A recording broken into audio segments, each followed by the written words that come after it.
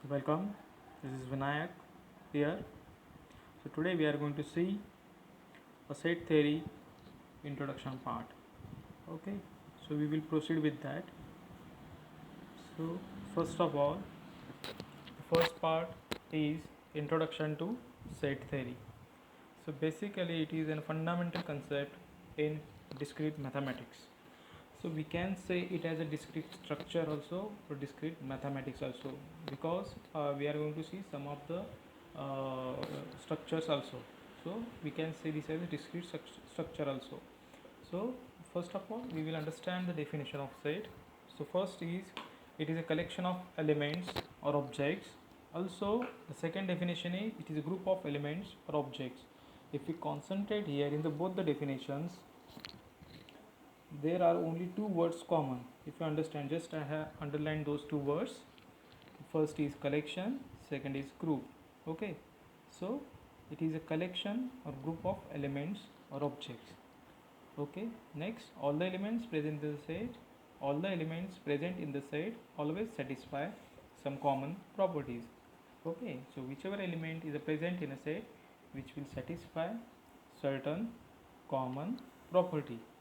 So here, if we can take any general example here, set of all SCCSE students, or we can take any set of students.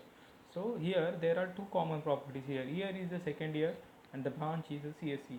So whenever a particular student is going to satisfy these two properties, then that particular student will be the part of set of SCCSE students. So we can write it as SCCSE is equal to, normally we will write set in curly brackets.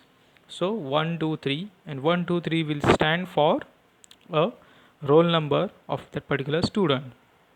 So next, so whatever the elements present in the set, or whatever the object present in the set is called as element or member of a set. Okay, set may contain a finite number of elements or infinite number of elements.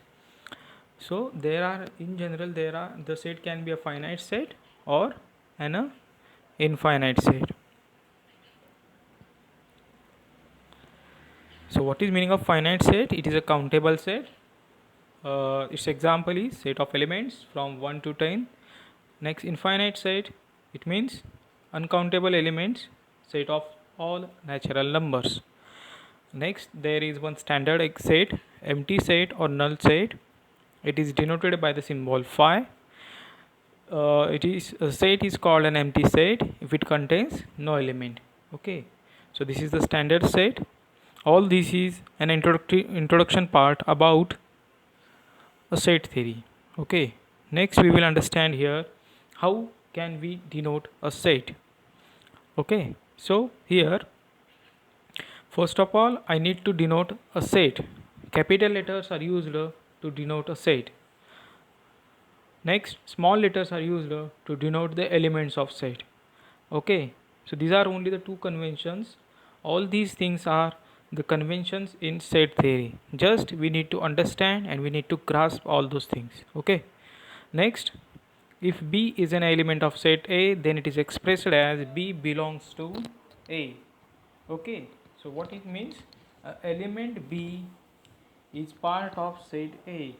So we can write like this also.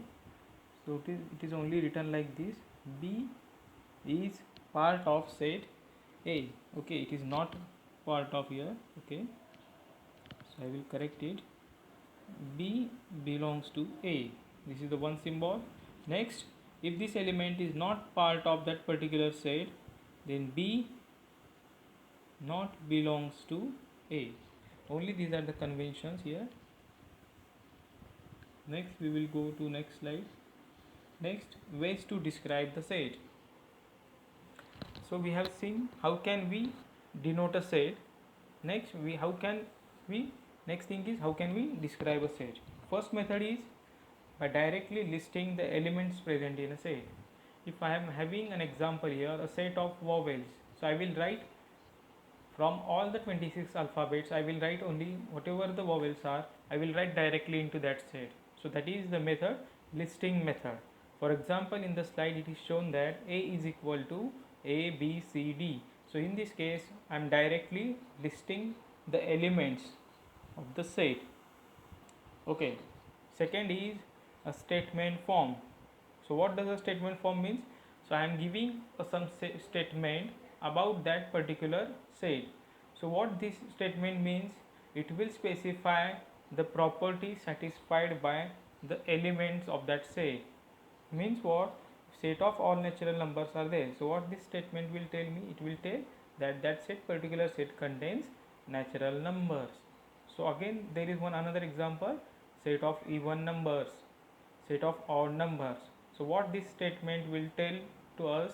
It tells us that set of even number contains all even numbers and set of odd number contains all odd numbers.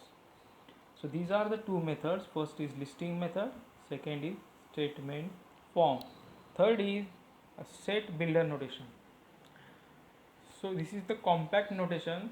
So I want to represent set in some condition form.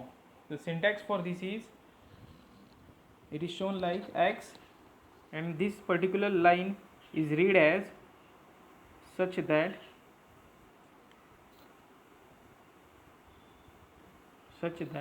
x, all elements x such that satisfy the condition p of x. Okay, so this will be the second, will be the condition.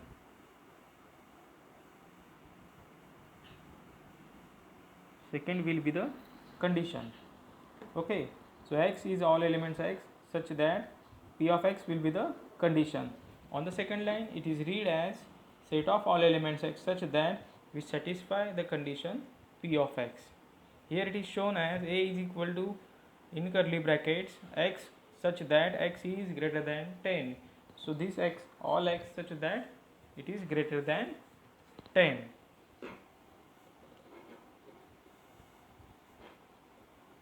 So next example. So till that part we have covered all the basic conventions of set theory. In that we have seen how to denote a set, how to denote a particular element belongs to a set. Then we have seen finite set, infinite set. Also we have covered one example, one set, null set, a standard set. Okay, so next thing we have to understand here, a subset. Okay, so basically if every element of set A is also an element of set B, then we say A is a subset of B, or A is contained in B. Okay, so here A is a subset of B is denoted by this symbol. Okay, just we need to remember this symbol, and it is read as A is a subset of B. For example, A is equal to 1, 2, 3, B is equal to 1, 3, 6, and C is equal to 1, 2, 3, 4, 5, 6. So in that case, A is a subset of C and B is a subset of C. So what we have to check here? So I will write here A is equal to 1, 2, 3. So whenever I will say that A is subset of C, at that time I have to check that whether all the elements of A are present in C or not. So if you check, 1 is present, 2 is present, 3 is present. So all the elements of A are present in C. So here A is subset of C is correct. Okay. So next thing we have to check.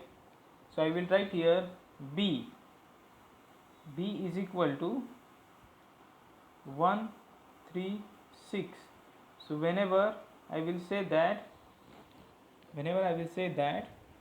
B is a subset of C, at that time I have to check that whether all the elements of the B are present in C or not. So here 1 is present, 3 is present, and 6 is present. So here all the elements of B are also present in C. So in this case B is also a subset of C. B is also a subset of C.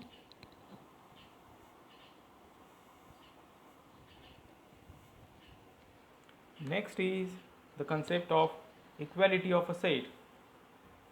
Two sets A and B are said to be equal if A is a subset of B and B is a subset of A. So in this case, you must know first whether A is a subset of, you must know the concept of subset. Okay, so we have seen in the previous slide only the meaning of subsetter. Okay, so next, so in this case, what is equality? A is a subset of B and B is a subset of B. B is a subset of A. It is denoted by A equal to B. It is denoted by A equal to B. Okay, so here the example is given. A is equal to 1 to 4, B is equal to 1 to 2 4. Okay, so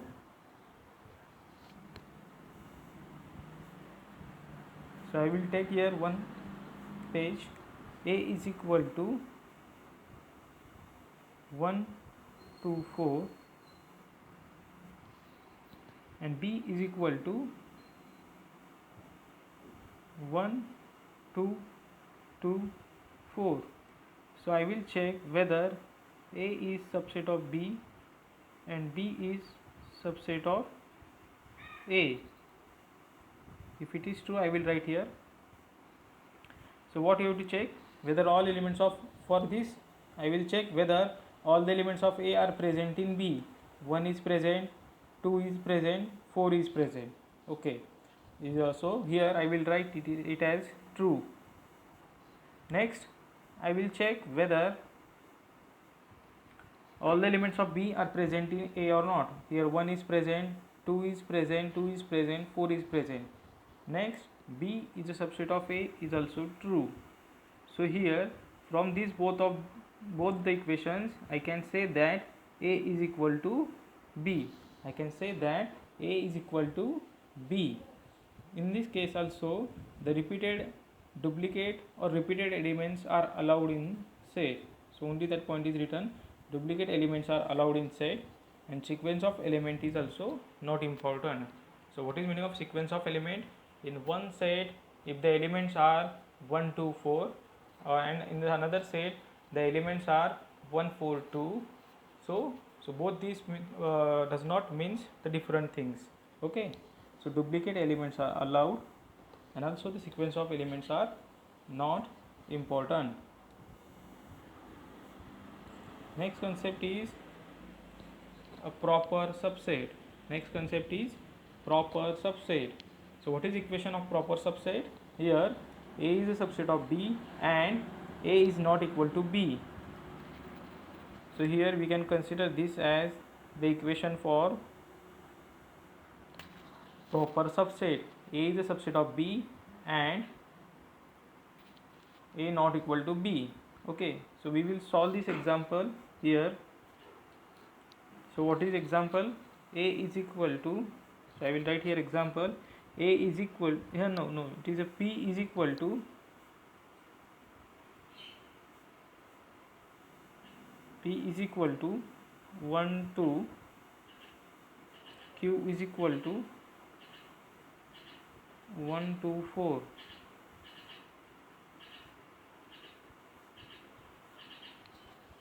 Q is equal to 1 to 4. Next, we have to check whether P is proper subset of Q or not. So for that we will check whether, here the equation is given, A is subset of B. So I will write here P is subset of Q and P not equal to Q. So for this I will check this thing.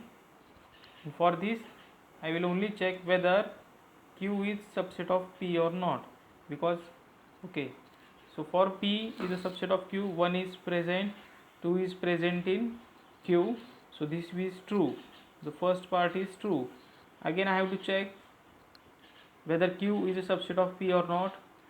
So I will check 1 is present in P, 2 is present in P, but 4 is not present in P.